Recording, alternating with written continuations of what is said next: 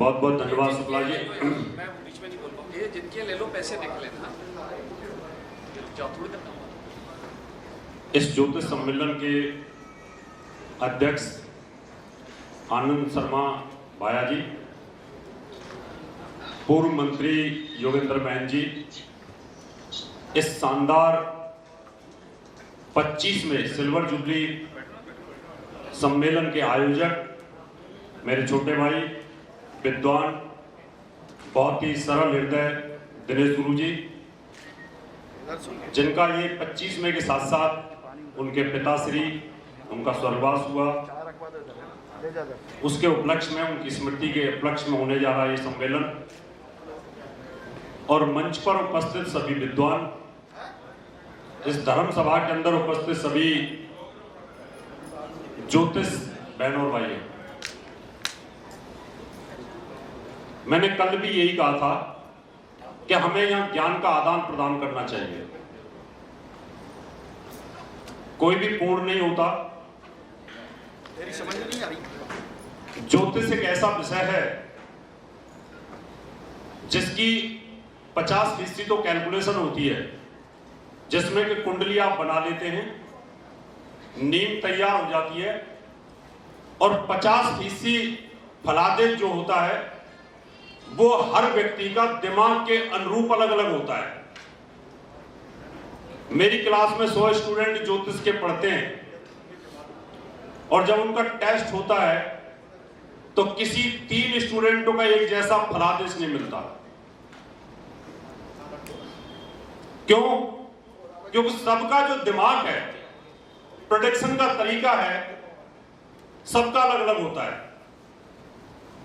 मैं यहां सभागार में 300 आदमी बैठे हुए हैं, 300 आदमी से अगर मैं कहूं कि आप एक लिखो खाली, या मैं कहूं कि मेष राशि लिखिए सिर्फ, किसी के साथ कोई साइज मैच नहीं करेगा, सबका अलग अलग होगा। मैं कहूं कि 100 लिखो तो सबका अलग अलग 100 होगा। ये ह्यूमन नेचर है, ये ज्योतिषी को जानना चाहिए। मैं जब कुंडली का फलादेश करता हूं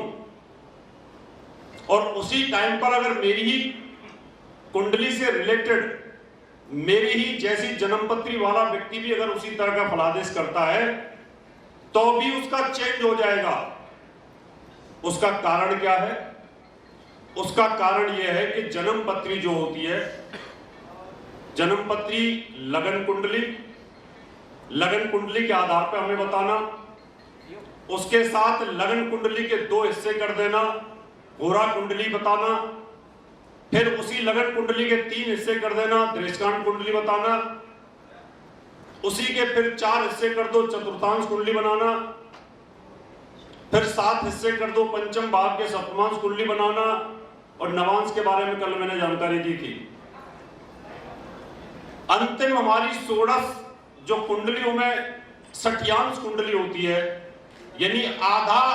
डिग्री के ऊपर कुंडली चेंज होती है, यानी 60 कुंडली बन जाती है, षट्यांश। अब इसके अंदर क्या होता है कि 1 डिग्री का आधा डिग्री के ऊपर भी अगर व्यक्ति का अगर इधर से उधर चेंज हो रहा है, वो कुंडली चेंज अगर हो रही है, तो उसका फलादेश करने का तरीका चेंज हो जाएगा। इसलिए ज्योतिष अपने आप में बहुत बड़ा विज्ञान है, इसको बड़ी बारीकी से हमें करने की जरूरत होती है। इसमें दिक्कत ये रहती है, जब हम फलादेश करते हैं तो उस समय जितने भी सूत्र हैं उनको क्लब नहीं कर पाते, कोई ना कोई सूत्र रह जाता है, कोई ना कोई दृष्टि रह जाती है, कहीं ये भूल जाते हैं ये ग्रह अस्त तो नहीं है,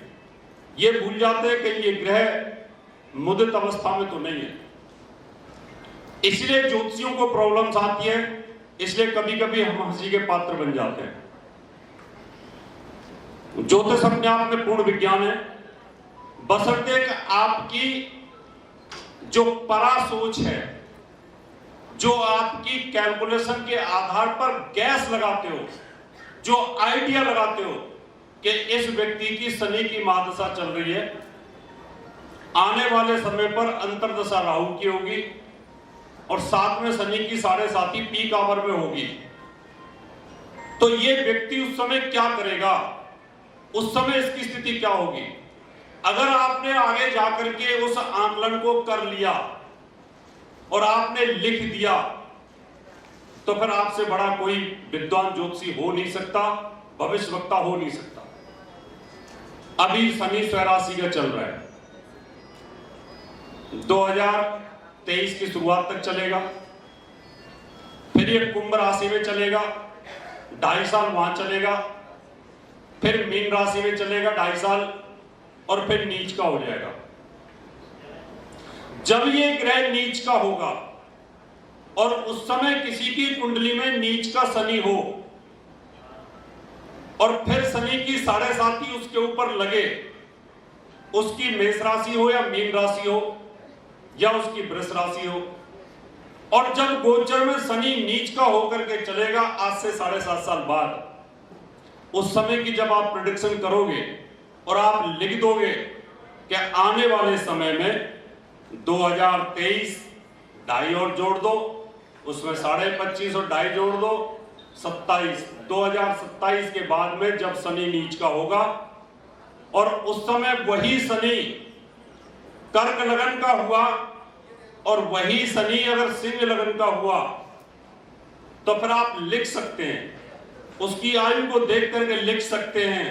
कि अगर ये इस समय 65 की उम्र पर चल रहा है, आज से 7.5 साल बाद 65 और 7 72, और 72वें साल के अंदर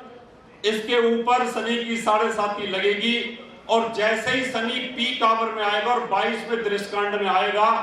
उस समय ये व्यक्ति राम राम सिद्ध हो सकता है।